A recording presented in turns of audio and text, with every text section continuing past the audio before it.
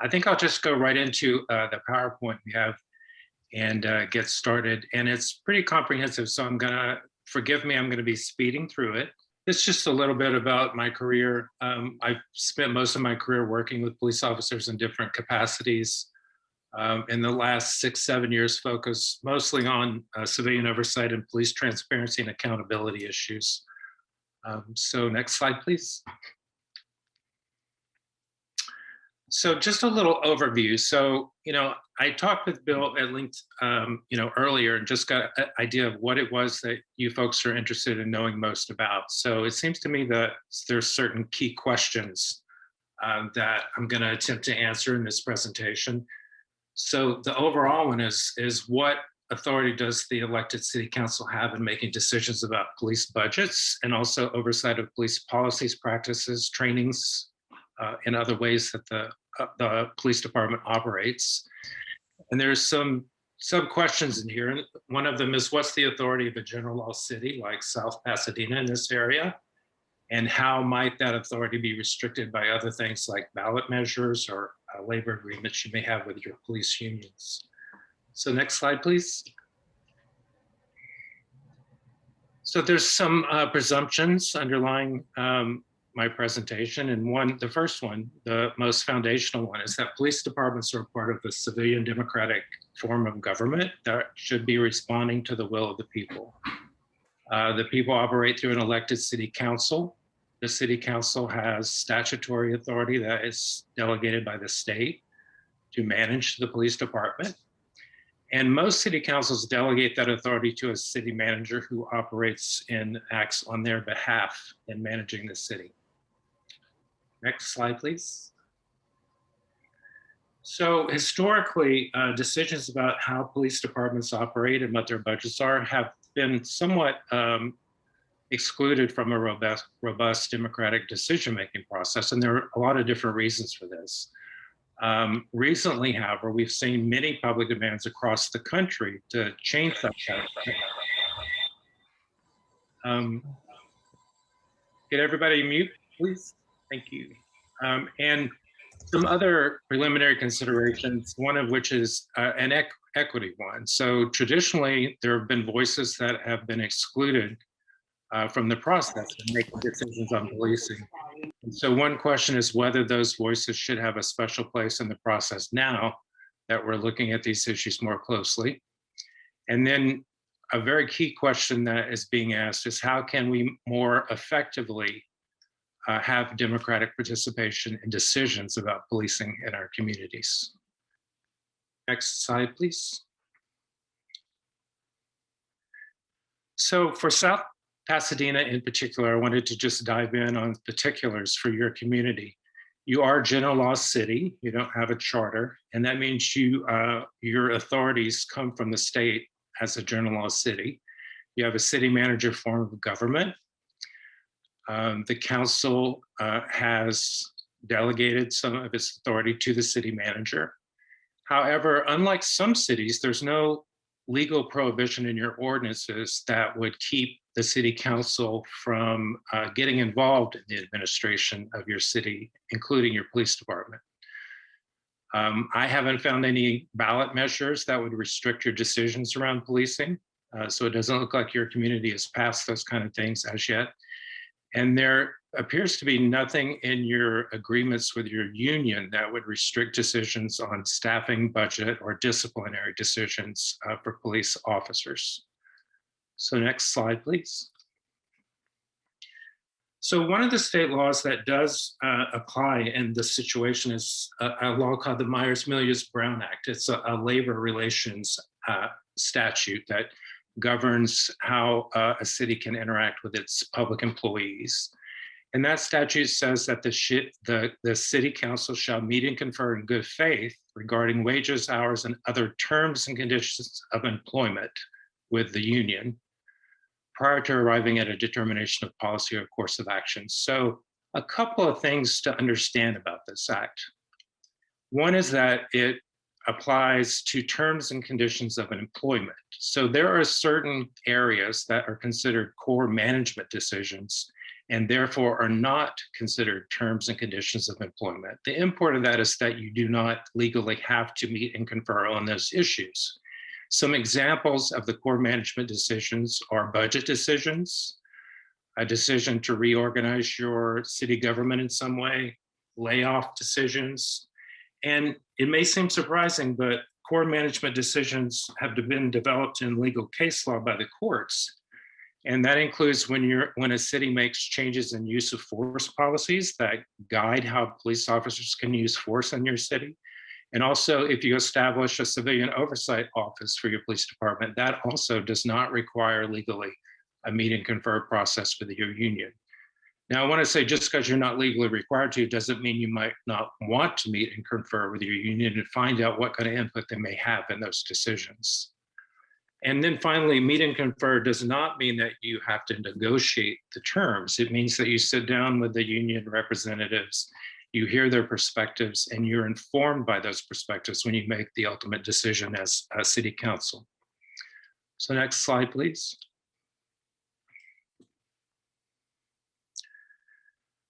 So traditionally in America and in most cities, policing has operated outside of significant local civilian oversight. And there, as I said before, several reasons for this. One is that there is an aura of expertise that prevails around decisions about policing policies and training. The public also has been very reluctant historically to look at what is done in their name. Including, violence, what use of force is, violence by police officers to keep order in a city, incarceration of individuals. All of those things typically have been things that the public generally has not wanted to look at, but has wanted to delegate to an agency to take care of them out of sight, out of mind. Another reason is that police organizations historically have tended to be insular, secretive, and resistant to change. I say that they're conservative organizations. I don't mean that politically when I say it, although sometimes that's true also. What I mean is that they tend to operate in a certain way and be resistant to changing that way of operating. And traditionally, there is council deference to city managers' decisions around policing, and then correspondingly, city managers tend to defer to the police chief around decisions on policing. Next slide, please. So there have been some shifts, as we have all seen in the last year and a half to 2 years, around these processes. So the Black Lives Matter protests have shifted public views quite significantly in many places. And the public now is demanding to know what is done in their name, and including those areas that they heretofore haven't really wanted to look at. And there are many, across the country, many efforts going on right now to reimagine how we do policing. And that can range all the way from reprogramming funds to calls to defund and even to abolish police departments. So there has been really also a blossoming of efforts across the country to create more robust and effective institutions and mechanisms for police oversight. So I'll talk about some of those later. Next slide, please. So some things to consider if you're thinking as a community of setting up a process to start grappling with some of these issues. There are different ways that you can do these things. You can have community conversations about policing that are facilitated and brought together across different parts of your community. You can have community conversations about the racial and ethnic issues in your community. Often both of those are good ideas to happen either in the same conversations or in parallel conversations. Many communities have decided to take on an effort to get an independent review of their police department just to see what is the status of how the police department currently operates and whether the way it operates is consistent with the community's values. Because we don't often look inside police departments or haven't historically, that can sometimes be a valuable tool if you're considering whether you want to make changes. Many communities are actually putting on formal workshops and seminars about reimagining policing and gathering input from their communities about how they see that process going. And increasingly, we have seen ballot propositions across the country that get into these issues, and that's a different way to have that conversation. And I will say that when you go that route without the previous routes, it tends to be a little more contentious, in my view. Next slide, please. So, I mentioned community values and whether, your police department and other police departments across the country reflect the community's values in the way they operate. So there are different ways to get at what are the community's values, and it's a very important question. So what processes should be used to arrive at what your community's values are? You can have community listening sessions, roundtables, targeted focus groups. And if you decide to do these things, you need to, in my view, be very aware of and attuned to things that could be barriers to access to folks to these processes. Sometimes language is a barrier. Cultural attunement can be a barrier if the way that a listening session is put on is not attuned to the culture of the people that are participating in it. That can be something that really alienates people. And then there can be other accessibility issues, like disability and other things. And another question is, you may want to do this on a one-time basis, but the second level of it is that something that should happen on an ongoing basis as an institutional framework where you want to check in every 5 years with the community to see if there's been any shifts in the way the community sees things. Next slide, please.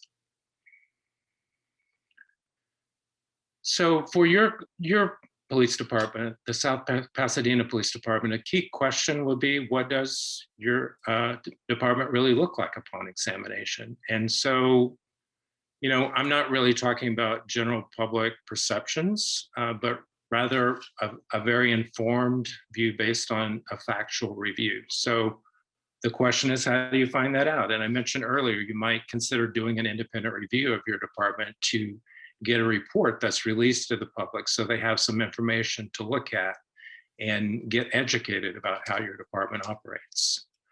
And then another thing is to gauge public perceptions of how the department operates. You can do that through customer service surveys. You can have a formal poll done to just, poll different parts of your community and get a survey instrument. And then, like I said earlier, there's the focus group and roundtable approach. Next slide, please.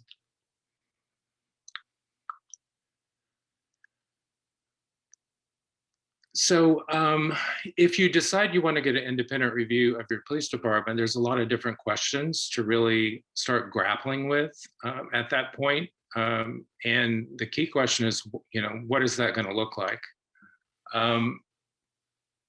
You would want to, different things you could look at would be review existing policies, practices, and procedures and training.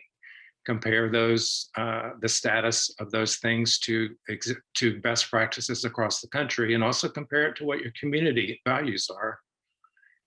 When you do that, to get a comprehensive look, you would want to consult a lot of different stakeholders, community members, the rank and file officers, past and present, working with the union to find their views, the agency's management, other agencies in your area who work regularly with your police department, city officials who have worked with your police department, nonprofit service partners, and also plaintiffs' attorneys are a good source of information in a different way.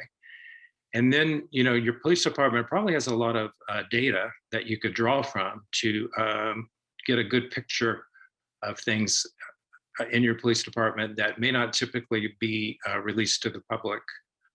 Things like use of force data, investigations, how many are there, what are the outcomes, what are the outcomes on resolution rates for criminal complaints to the department, all that, those kind of things can go into a report. And then, that can be presented in a public hearing by your city council. Next slide, please.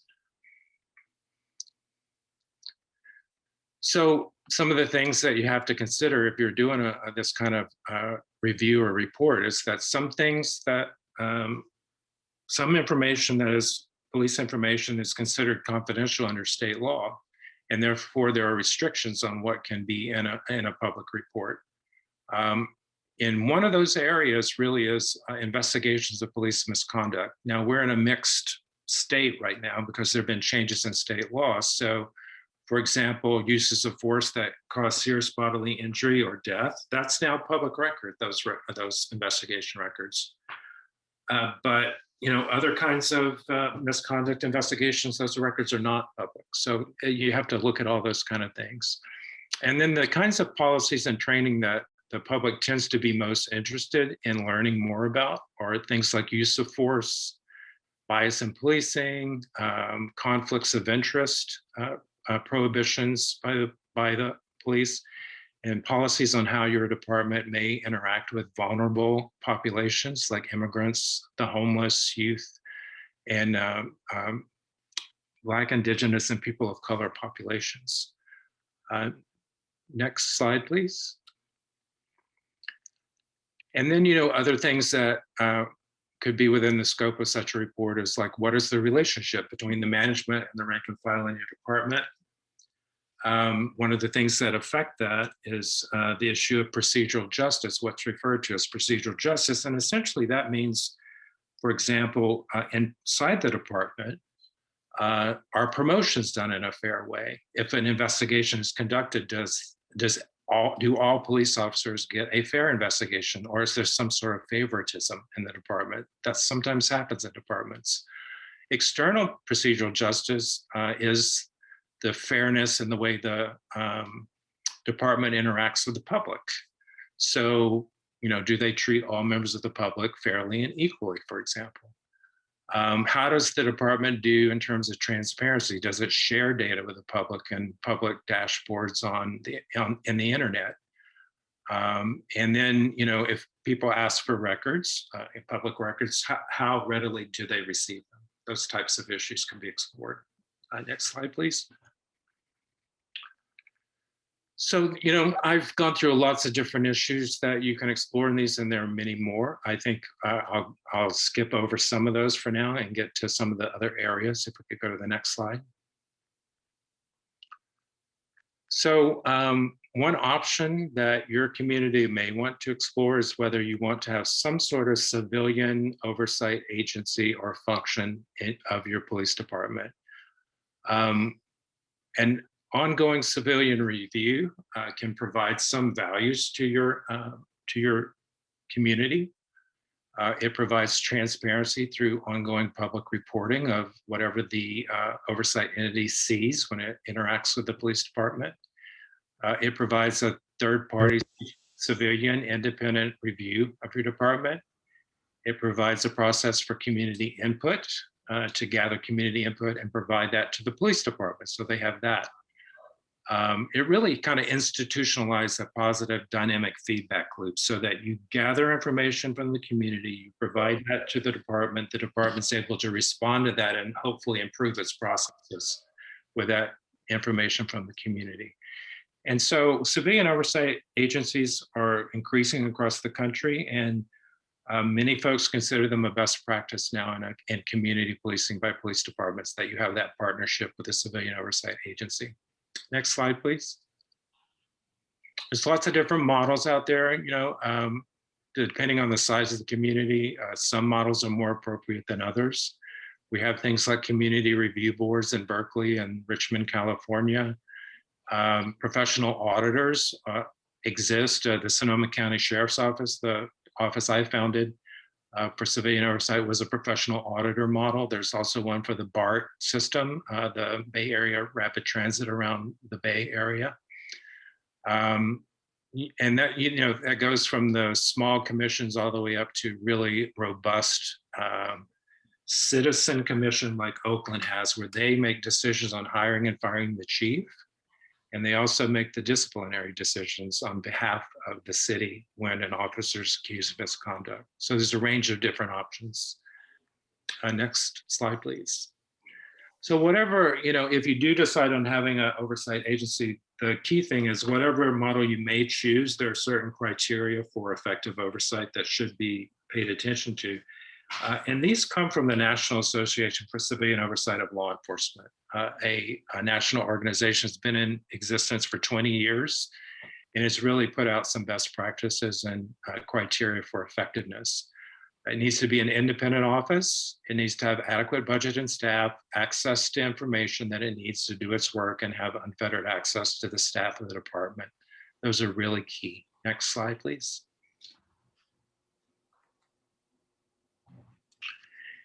And the other things, your ordinance, if you set something up, you need to have it in an ordinance that's very clear what the authorities are. It needs to be able to do community engagement, because really an oversight agency is there to ultimately serve the community and make it feel more confident that your police department is doing its work in an appropriate and effective manner. And it should strive to have transparency on all of its operations. Next slide, please. So there are, inherently some limits, I'd say, civilian oversight. It's effective, it's a best practice, but the most important aspects in terms of effective, responsive policing are who is the chief? Is the chief committed to transparency and responsiveness to the community? And is the chief committed to working with the oversight agency? If those things are not true, then you can have the best oversight agency in the world, and it's just going to have marginal impacts. And then also very important is the culture of your police agency, of the organization. Because again, you can have the best policies in the world in a police agency, but if the culture of your police department doesn't support those policies, they're not going to have a very significant effect on how the agency operates. Next slide, please. And other things that are very important and could limit civilian oversight is whether your agency, your police agency, engages with the community. You can't just rely on your civilian oversight agency to do that engagement. The police department also has to do it. So next slide, please. So, there's different approaches communities have taken to reimagining policing. I'm sure you all have had discussions in your community also. As many cities are refocusing and creating a more focused mission for its police department. Sometimes a smaller mission, but sometimes just shifts in focus. Certainly shifting resources to other service delivery models, like you all have been talking about the CAHOOTS model of responding to mental health crises. Taking money that may ordinarily be funding a police response to mental health and shifting it over to social workers could be an effective alternative. Some communities are going with restorative justice training and also community peacekeeper models. And then, more traditionally, some communities are really making more robust partnerships between police departments and nonprofit service agencies, so that funding comes from the police department to those partners in the nonprofit area, so that they can work together more effectively and avoid, things like uses of force on the mentally ill. Next slide, please. So, again, different ways to do public input if you want to go these areas on the reimagining policing. Next slide, please. Thank you. Next slide. And I think that's it. I'm really eager to hear your questions and to respond to them and answer anything you'd like to talk about. So if you could either type your questions in the chat or raise your hand, I'll kind of read them from the chat, or Ella will unmute you if you want to raise your hand. So we've got about a half hour, so let's talk. And if you prefer to ask your question anonymously, you can just chat it to either Bill or me, and we will read it for you. There you go. I'll start it off, Jerry. One of the things that has come up here is regarding police operational policies. What do you think about using Lexipol as the gold standard for that? Is that on the cutting edge, or is that, you know, in the middle, or kind of bringing up the rear? Yeah.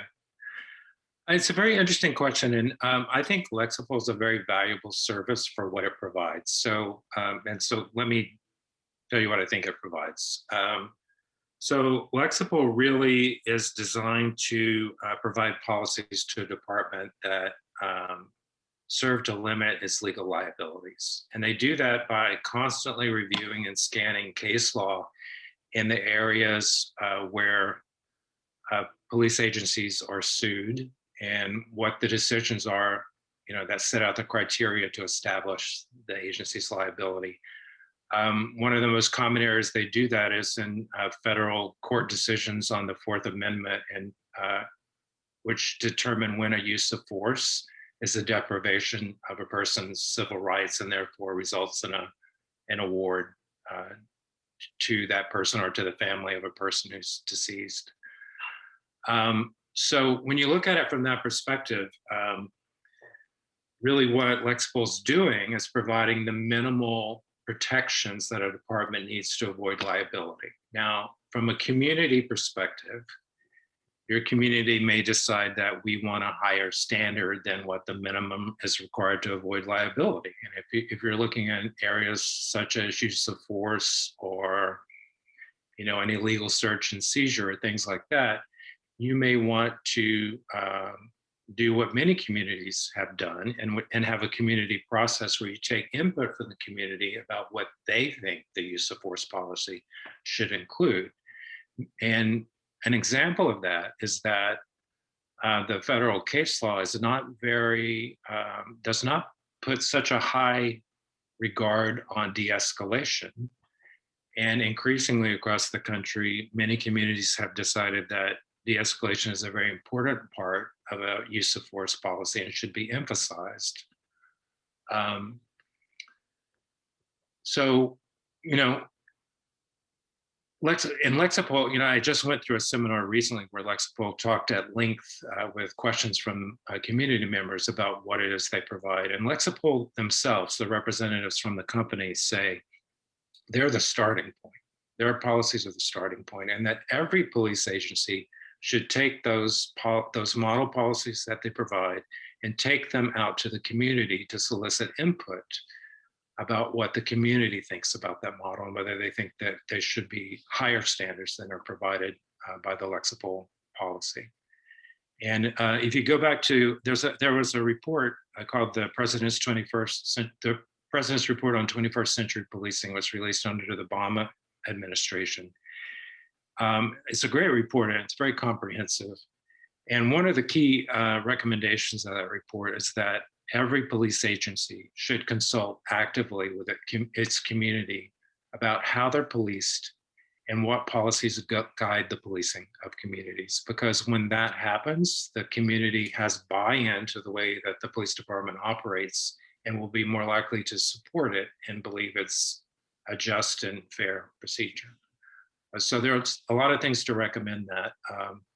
And my perspective is that Lexipol is a good beginning point, and for small departments especially, it's important that they have that good beginning point, but that's just the start. Great, thanks. There's a question from Juliana here regarding meet and confer. My understanding is that anything related to workplace conditions requires a meet and confer process. Therefore, policy changes, such as the case of use of force and de-escalation, this is a workplace condition. What are your thoughts on this? So the case law is actually very clear. There have been 3 or 4 cases that have gone up to the Court of Appeals in California to interpret what is meet and confer. And those cases have held that changes, and particularly the case that came out of San Francisco, where the San Francisco Police Officers Association sued the city when it changed, its police commission changed the use of force policy and did not negotiate with the union. The Court of Appeal held that that is a core management decision that is not subject to meet and confer. And therefore, it was not illegal for the city to change that policy without negotiating it with the union. That's not to say you shouldn't do it to gather information that makes your decision a more informed one. But it's just saying that it's not a legal requirement. Okay, Helen has a question, and then John. Helen, why don't you just unmute and go ahead? Yeah, so my question is about your line that culture eats policy and training. I think that's really impactful. In your experience and in your view, who are the most influential people in changing police culture, especially for cities that are small like ours? Yeah. How large is your police force? You know? There are 64 people within the department. I think there's 32 or 36 sworn officers. Okay. Yeah, it can be different in different agencies. So it's really the mid-level managers who are most influential in an agency's culture. So typically that's supervising sergeants. And it's sometimes people are surprised by that answer, but it's the supervising sergeants who are doing the supervision in the field. And they're the ones who are right there when things unfold. And if there's adequate supervision in your department. So I would say they're the most important, but they're not the only important folks in the police department. The chief is almost important in my view. And a chief sets the standard for the entire department. And I will say chiefs operate in different ways in different departments. If you have a strong chief who is more hands-on and sets the standard and reinforces it in your department, that can be very impactful also. And when you have a culture that,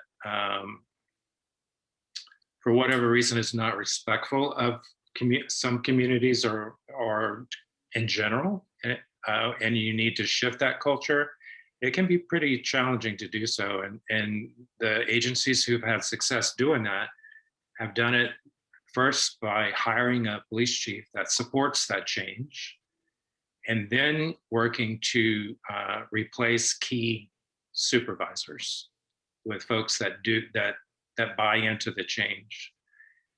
You need to find leaders in a department who are respected by the rank and file, who are willing to work with you to make that kind of change.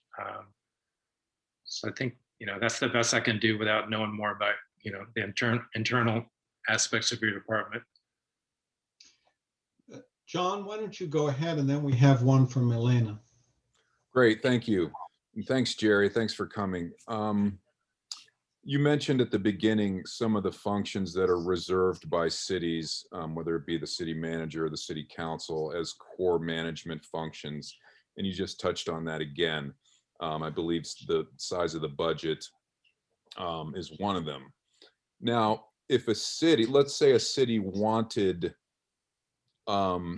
even some of those decisions that fall under core management functions, what if they wanted all of that to be negotiated with the union, the police union? Could they sign that away in some type of document or in the memorandum of understanding? Yeah, it's an interesting question. And there have been different decisions in the courts in different states. I don't think we have a clear answer in California to that question. So as a general matter, if you have negotiated away some of your authority, if your city's management has negotiated away to the union some of its authority, you may be stuck with that until the next time that negotiation happens, when the contract is expired. I don't think it's a wise thing to do, but it's something that some cities have done. I didn't see it in your contract with your police union, the one I looked at, but It is something that's possible. How would you combat that if that were to arise? Would that be able to be done behind the scenes, or would there need to be public comment on something like that? Well, unfortunately, from my perspective, the only time the public sees a memorandum of understanding between a city and a union is typically when it's up before council for final approval. Typically, the negotiations happen in confidential sessions between the Human Resources Department and the union, the union negotiation representatives. And they go through a long process of back and forth, and there are closed session with the city council keeping them apprised of what happens, but the public doesn't get to see what's being said in those closed sessions. That's one of the exceptions to the Brown Act that allows things to be confidential. I personally support a reform that would require those kind of negotiations to happen in public. There are some pluses and minuses to that. It's not, I acknowledge there are some minuses to doing it in public, but I personally would support it being in public. But it's not. It's, as far as I know, it's not happening anywhere at this time. So this could happen. This could happen without our knowing, and it could be a done deal by the time we find out about it. Is that correct? Well, when you would find out about it, if it happens, would be when the agreement is before the city council. And once it's at the point of agreement where the parties have, the HR department and in consultation with the council and the union have decided everybody thinks it's a good idea, then it's going to be put on a public agenda for a vote by the council. And that's going to be the only opportunity to weigh in. And it's really difficult to stop an agreement at that point. But it's happened. It happened in San Francisco one year. We have a question from Elena. How do we go about pushing to fire corrupt police officers? I've heard this is very hard to do. There is an ongoing investigation of the police department. We're hoping to root out corruption. Can I ask, when you say corrupt, what you mean by that? I think that's one question. I'm reading this out of the chat. So, okay.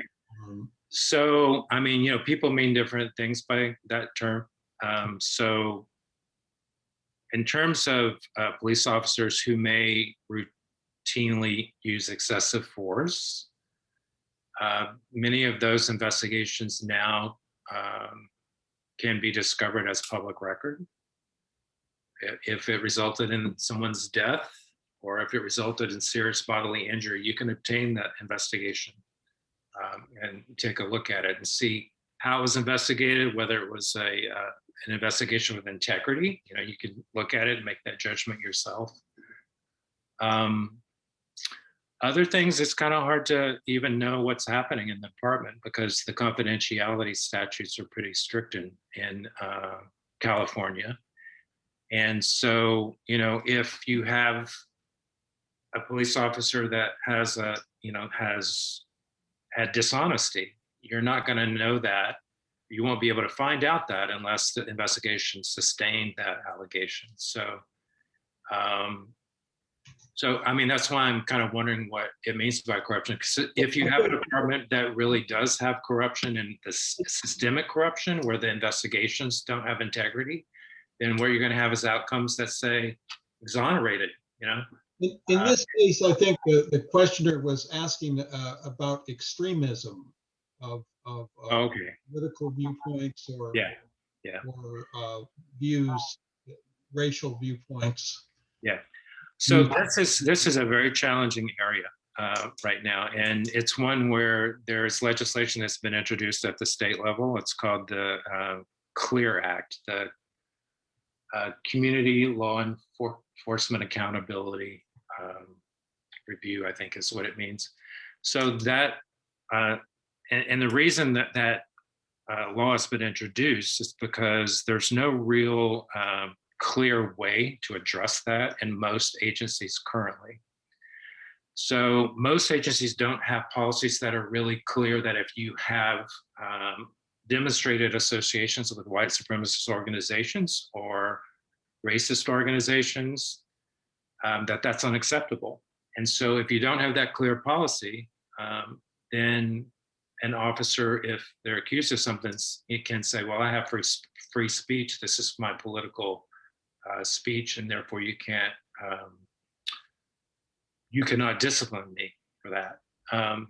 And it puts it in this really challenging, difficult gray area for an agency that may want to terminate that officer. You know, termination is the highest, is the most extreme form of discipline. So without a clear policy that says, you know, you can't do that, then it becomes difficult to get rid of that officer.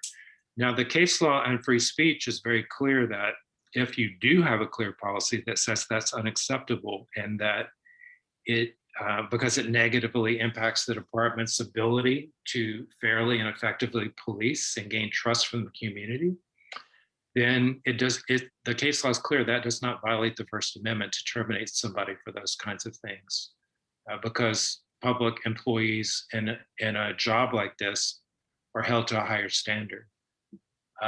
So what's important is to have those kind of policies. And so, but we don't have it in many agencies at all currently in California. So the CLEAR Act would establish in state law that those associations are grounds for termination. It would require investigation of every new hire in every department, every police agency across California by the Department of Justice to see whether they have any associations like that. And if it's found that they do, they'd be barred from becoming a police officer ever in California. But where there are existing officers, even that law would require that there be a complaint against the officer that raises the issue with evidence, and then there'd be an investigation into that. So that's just was introduced in February. So it's going through the legislative process. Okay. Thank you, Jerry. Ella is next, and then there are questions from Eric and Iyaka. Thanks. This came from an audience member. The question is, what are your thoughts on the effectiveness of workplace diversity training in relation to policing? You know, it really does depend on the training. There's a lot of fluffy training out there that I think is not very effective in a police agency. And it's a really challenging environment for training in this area in most police agencies, because, you know, we have officers who've been out on the streets for decades who become, you know, a bit grizzled and a little bit cynical. And then you have a trainer come in and, you know, is trying to get them to pay attention to potential biases and, you know, what may be influencing them. And most officers believe that their instincts are what keep them alive. So they can be fairly resistant to that kind of training. And, you know, the way I've seen it be effective is with the right kind of trainer who makes it clear to the officers that being aware of those biases can save their lives, with examples from real life and other agencies. For example, you know, there was an officer in New Orleans who responded to a call of an armed person in a shopping mall. And when they went there, they went immediately to a young Black man who was, you know, not looking them in the eye, and in the mind of the officer being suspicious, when the person who had the gun was a young white woman, and the young white woman ended up shooting the officer. So like that kind of example to an officer, and then follow up with those kinds of examples with scenario-based trainings where things unfold under pressure, so that you have to be able to wade through your biases to make the right decision to keep yourself alive. And it's also really important that the training that the training normalize the bias that we all carry. Like the science shows, we all have this bias. Officers are no different. It operates on an unconscious level. It's there because you grew up in this racist culture. It has nothing to do with your personal merits. So kind of normalizing it through the science and then making it in their interests can be effective. Thank you. We have one from Eric. Our police in South Pasadena graduate from the Rio Hondo Police Academy. Some people have criticized the school as providing outdated education. How can we effectively reach out to institutions that train our police? It's a tough one. I mean, we have a situation like that in Sonoma County, frankly, where our academy is put on through the junior college, but the curriculum is controlled by the police agencies. So making shifts in the curriculum can be really challenging. I'm not sure I have a good answer for it, but bringing a lot of public attention to the situation can be helpful because shining a light on things can often cause people to feel less comfortable with the way things are, if it doesn't look good. Thanks. Our next question from Ayaka, can you share some of the examples of cultural attunement when it comes to conducting effective community listening sessions and/or roundtable discussions? Mm-hmm. Yeah, I'll give a couple of examples. So when I was the director of the Civilian Oversight Office for the Sonoma County Sheriff, we did some focus groups with folks who have been unhoused for a long term and had been living in tents out by the Russian River, some for a decade or more. And so it's actually the approach that I used in that situation was to work really closely with a woman who has a nonprofit that is focused on trauma-informed engagement and communication, because the folks that were living out there were so impacted by trauma over such a long term that it actually, in her view, she's someone who has experienced significant trauma herself, and the way she looks at it is the highly traumatized actually have a different culture than folks that are not highly traumatized. It affects how they interact, and they tend to cluster with one another because they understand better the culture that they live within. And so I pulled her in to that, actually in some ways as a translator for me, and if I hadn't had her there during the conversations, things would have went off the rails many times in ways that I wouldn't have known what to do with. So getting folks involved in the core interactions in the exchange there who are from the culture of the folks that you're interacting with and who understand that culture from the inside can be very helpful in partnering with folks who are from that community and doing the engagement. And then another thing, we did what we called community healing circles between our undocumented immigrant population and the sheriff's deputies here in a certain community. And we did extensive outreach to through parent groups in the schools to the undocumented immigrant parents and made those connections first. Asked them what the relationship was like from their perspective. The goal is to center their experience. And after probably 10 to 15 meetings like that in different schools, then we pulled together the circles with the deputies, and each circle had about 10 of the community members and one deputy. So again, the circle made the community members feel more comfortable because there were more of them and it was more focused on them, and the deputy had an opportunity to share, but mostly it was about the deputy listening. So those were really successful, and it really highly impacted the deputies and the community members. They all felt it was a very positive experience. So those are two ways to do it. Centering the community members' experience and also working closely with folks that are from the community and understand the community from the inside. Thank you. We have another question from Helen, and she's referencing the investigation that Elena mentioned earlier. And the question is, the investigation of the police chief that was referenced earlier has been ongoing since November, December. There's been no report back to the public yet. Typically, how long does such an investigation take? And how should the community members act, or how should community members be able to critically examine any report that comes out? Yeah. So police chiefs also are protected by the Police Officers' Bill of Rights and the confidentiality statutes. So it depends to some degree on what the investigation is about.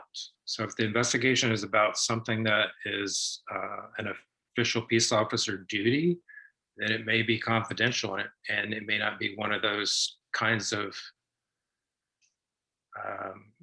policy violations that are subject to public record disclosure. I personally believe that when it's a police chief, there should be a great deal of transparency around an investigation, because that's the person in charge of the whole department, and how they operate influences everything. But we don't always get transparency for department heads' investigations, depending on what the area is, and particularly if the alleged misconduct is not found to be true, then it's really unlikely you'll find out.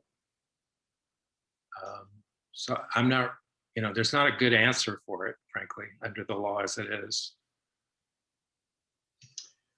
Thank you. Well, we have time for one more question, I think, if anyone has one. Otherwise, I have one. We're going once. Okay, we have one from Chris. Yeah. Hi, Jerry. I have a question for the healing circles. Are the cops wearing their uniforms, or are they plain clothes? And if so, is there a difference in how the community responds? Yeah. So in the healing circles I put on, despite my request, the officers were in uniform and they were carrying weapons. I happen to think that that is a very bad way to interact with the community.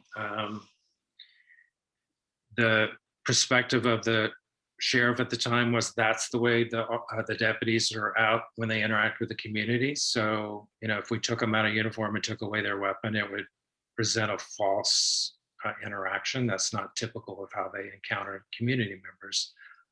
I didn't agree with that, but he's in charge of his deputies and he makes the call. So that's the way it happened.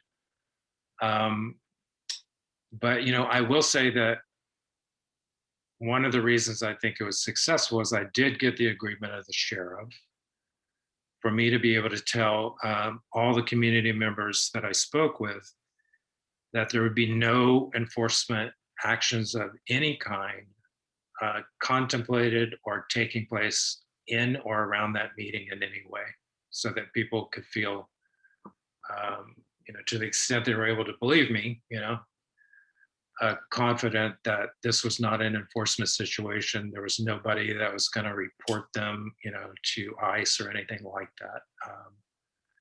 And a lot of people did come out, and in part it was because we had a partner in the local Catholic church where a lot of the folks attended services, who gave some support to the process and made people feel like that they could trust what I was saying to them. Well, thank you.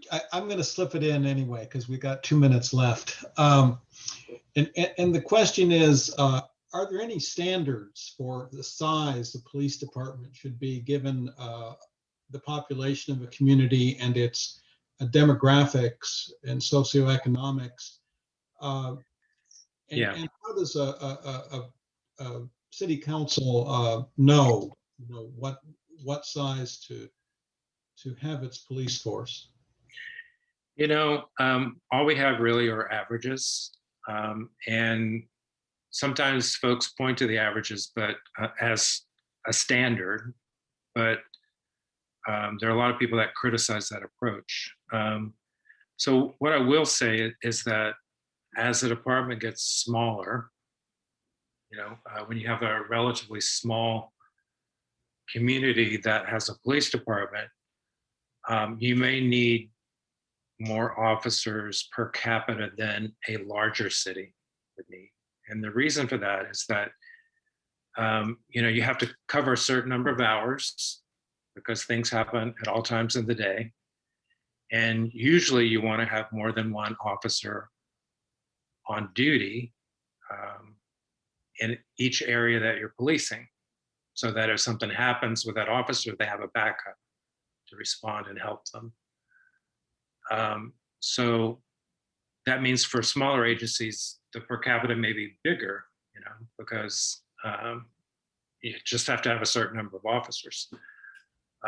As you get bigger, what tends to happen with the more officers you have is that the agency starts developing specialized teams like domestic violence units, homicide units. So you get more specialization.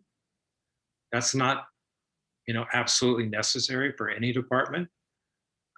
You can operate in a way that you have general policing, like you have general practitioners in medicine.